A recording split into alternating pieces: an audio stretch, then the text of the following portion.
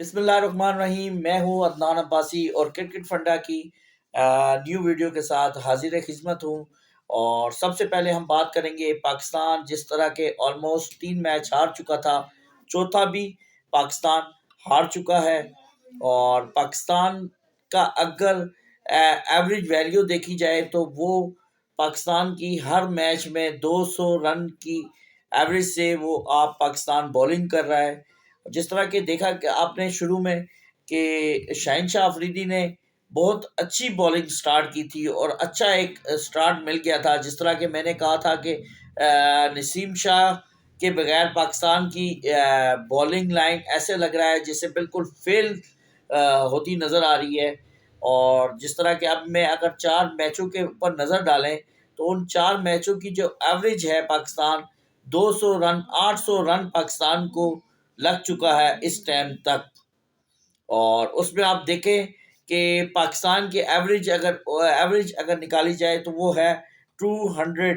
Economic से Pakistan score दे रहा है 20 ओवर, मतलब अगर आप पाकिस्तान ने 80 ओवर किए हैं तो 800 रन दिए हैं। तो ये बड़ा ख़तरनाक सूरत हाल है। और पाकिस्तान की बॉलिंग बिल्कुल टारगेट पे जिस तरह हलवे की तरह न्यूजीलैंड के प्लेयर्स स्कोर करते रहे पाकिस्तान को, जिधर उनका दिल था उधर उन्होंने स्ट्राइक रोटेट की, पहले स्ट्राइक फिर उसके बाद स्ट्राइक भी किया पाकिस्तान के ऊपर, फिर अच्छी तरह उन्होंने जो है ना फिनिश किया मैच। जिस तरह की हम बात करते चलते आ रहे थे कि पाकिस्तान के पास तीसरा और चौथे नंबर का बैट्समैन कोई किसी किस्म की उनकी उनकी अगर देखी जाए जो पूरी सीरीज में वो कोई भी स्कोर नहीं कर रहा। और इफ्तिखार को आप जिस तरह देख लें कि वो चौथे नंबर पे आते हैं, उन्होंने 4 टी20 मैच में सिर्फ 39 रन बनाए हैं। इफ्तिखार की ऐसे अगर उनकी कुल स्ट्राइक रेट 55 मैचों में देखी जाए तो वो भी बहुत ज़्यादा कम है, वो भी इतनी कोई अच्छी नहीं है जिसकी वैल्यू पे वो टी20 मैच में चौथे नंबर जो हार्ड फेवरेट नंबर होता है, वो रीढ़ की हड्डी का नंबर खिलाया जाता है टीम की, और उस पे खेलने के लिए आते हैं। लेकिन उनका कोई ऐसे कोई इतना कोई अच्छा रिकॉर्ड नहीं नज़र आ रहा जिसकी वैल्यू से वो चौथे नंबर पे खेल रहे हैं। हाँ, एक आध दो छक्के या 6 छक्के लगाना वो कोई इतना वैल्यू नहीं है, क्योंकि जब आपको टीम को ज़रूरत होती है उस टाइम आप स्कोर नहीं कर रहे, ना ना ही रनिंग बिटवीन विकेट कर रहे हैं। तो इफ्तिखार चौथे नंबर पे बिल्कुल सूट नहीं कर रहे थे। फिर उसके बाद अगर देखे जाए पाकिस्तान की बॉलिंग बिल्कुल बैड परफॉर्मेंस है। और हारिस रऊफ, खास तौर पे हारिस रऊफ की भी इकॉनमी देखी जाए तो बिल्कुल बिल्कुल उन्होंने कोई अच्छे ओवर नहीं किए। इन इन इन 4 मैचों में 16 ओवर करा के उन्होंने अच्छे खासे स्कोर दिए। इकॉनमी उनकी भी कोई बिल्कुल बैड बैड है, क्योंकि देखें पिछले जिस तरह मैच में आप देखें कि उन्होंने 40 रन दिए, इस मैच में भी उन्होंने तकरीबन 40-42 रन दिए। और फिर जो है ना कोई अच्छी बॉल नहीं करते, पीछे शॉर्ट ऑफ द पिच आप बॉल कर रहे हैं तो कम से कम इतनी इतनी तो फास्ट होनी चाहिए, एग्जैक्ट टारगेट पे बाउंसर होना चाहिए, वो भी उनका नज़र नहीं आ रहा। फिर अगर देखा जाए तो इस मैच में अगर हमसे वो करते तो हम शायद अब्बास अफरीदी या आमिर जमाल से जाता मैं, क्योंकि पाकिस्तान को उस तरह के कोई भी अभी तक सपोर्ट नहीं कर पा रहा जिस तरह पाकिस्तान को करना चाहिए या पाकिस्तान को फिनिश करना चाहिए। ये तो नवाज की मेहरबानी है कि आखिर में जो 3-4 छक्के लगा गए और उससे पाकिस्तान का स्कोर कुछ अच्छा हो गया। वरना मुझे जो नज़र आ रहा था कि न्यूजीलैंड ने 14-15 ओवर में स्कोर उन्होंने फिनिश कर देना था। फिर उसके बाद देखे जाए तो अब मुझे नहीं कोई स्ट्रेटेजी समझ में आ रही, इतने कोचेज इतने सब कुछ होने के बावजूद कि पाकिस्तान की खातिर खा परफॉर्मेंस नहीं नज़र आ रही। परफॉर्मेंस को अच्छा होना चाहिए था, परफॉर्मेंस बिल्कुल नीचे गिरती जा रही है। और पाकिस्तान आपको जैसे कि नज़र आ रहा है 3 से 4 महीने रह गए हैं टी20 वर्ल्ड कप के साथ। अगर इस तरह की तैयारी के साथ पाकिस्तान ने जाना है वर्ल्ड कप में तो पाकिस्तान को हमारा तो यही ख्याल है कि उनको नहीं जाना चाहिए। और इस तरह की क्रिकेट अननेसेसरी क्रिकेट, फिर क्रिकेट के बाद कुछ स्ट्रेटजी होती है, वो स्ट्रेटजी नज़र नहीं आ रही।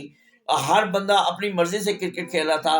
बाबर आजम को एक अच्छा प्लेयर बाबर आजम और इफ्तिखार के अलावा कोई बैटिंग में परफॉर्म नहीं कर रहा, या उन दोनों ने ही बैटिंग करनी है। उन दोनों के अलावा कोई बैट्स अब जैसा कि मैंने कहा कि रिजवान और बाबर के अलावा कोई बैटिंग करने के लिए आया ही नहीं है। फिर आप इफ्तिखार को ऑलराउंडर के बेस पे खिला रहे थे, उनको कोई ओवर भी नहीं करवाते।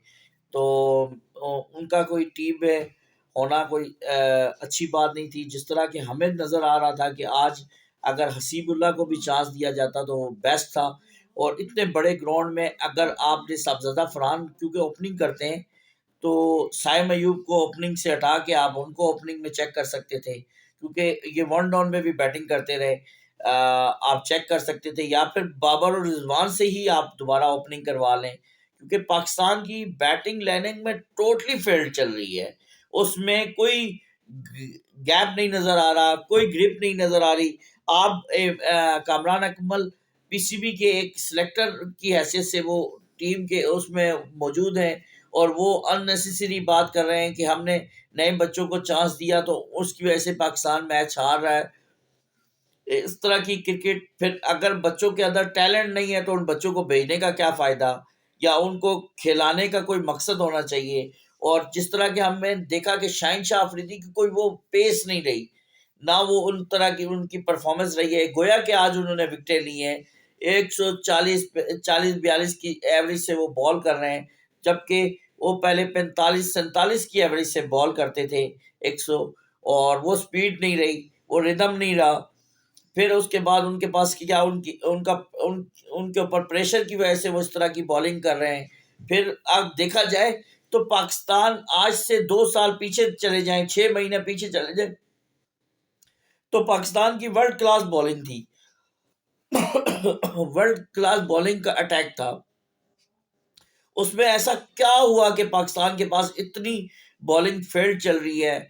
या फिर ये सब कुछ नसीम शाह था, कि नसीम शाह ने एक तरफ से हैंडल किया हुआ था कि वो पाकिस्तान के ऊपर प्रेशर नहीं आना देता था, जब उनको विकेट चाहिए थी विकेट लेके देता था। लेकिन फिर भी हम ये कहते हैं कि मोहम्मद आमिर को बैक करना चाहिए। Mohammad Aamir world class bowler है, और आपके पास शुरू के जो ओवर है वो कराने का कोई ऐसे कोई बॉलर नहीं नज़र आ रहा। फिर उसके बाद नसीम शाह इंशाल्लाह ताला आपको नज़र आएंगे थोड़े अरसे में रिदम में। लेकिन क्या पता इतने अरसे के बाद वो क्रिकेट में आएंगे, उस तरह की बॉल कर पाएंगे या नहीं कर पाएंगे। पाकिस्तान के पास टाइम लिमिट बहुत कम है, और इस तरह की बैड परफॉर्मेंस बिल्कुल अननेसेसरी है। कोचेस क्या कर रहे हैं? 4 मैच पाकिस्तान हार चुका है T20 के, और लगता ये है कि पाकिस्तान 5वां मैच भी ना कहीं हार जाए। राइट टाइम पे राइट डिसीजन पाकिस्तान के लिए ज़रूरी है। और जिस तरह के हमने आपको दिखाया बताया कि पूरे पूरे मैच में नज़र डाली, और पाकिस्तान की फील्डिंग बहुत बहुत बेकार फील्डिंग की पाकिस्तान ने। कैचेस ड्रॉप किए, कैचेस विन मैचेस होते हैं, और उन्होंने कैच सारे ड्रॉप किए। अब लगता नहीं है कि पाकिस्तान क्या करने वाला है, कोई समझ नहीं है। या फिर कोई पाकिस्तान को अच्छे कोचिंग स्टाफ के साथ वो पिछले ही जिस तरह कैप्टन थे बाबर आजम के साथ कैरी ऑन करना है। अब वो आने वाला वक्त बताएगा। लेकिन हम ये कहते हैं कि हमारी खुशी इसी में है कि पाकिस्तान मैच जीते और जीतता रहे। और जिस तरह के हम बताते हैं कि हमाद वसीम और मोहम्मद आमिर को पाकिस्तान में दोबारा शामिल किया जाए क्रिकेट टीम में, फिर उसके बाद जो है ना, आपको अच्छी टीम खिलानी चाहिए जो पाकिस्तान के लड़के हारने की वजह से कभी बुरा नहीं लगा, लेकिन ऐसे ही जल्दी ही ग्रिप छोड़ जाना और इस तरह की बिल्कुल बैड परफॉर्मेंस है। तो हमें इजाज़त दीजिए, क्रिकेट फंडा की न्यू वीडियो के साथ हाजिर खिदमत होंगे इंशाल्लाह ताला। हमें सब्सक्राइब करते रहिएगा, हमें इसी तरह फॉलो करते रहिएगा। अस्सलाम वालेकुम व रहमतुल्लाहि बरकातुहू।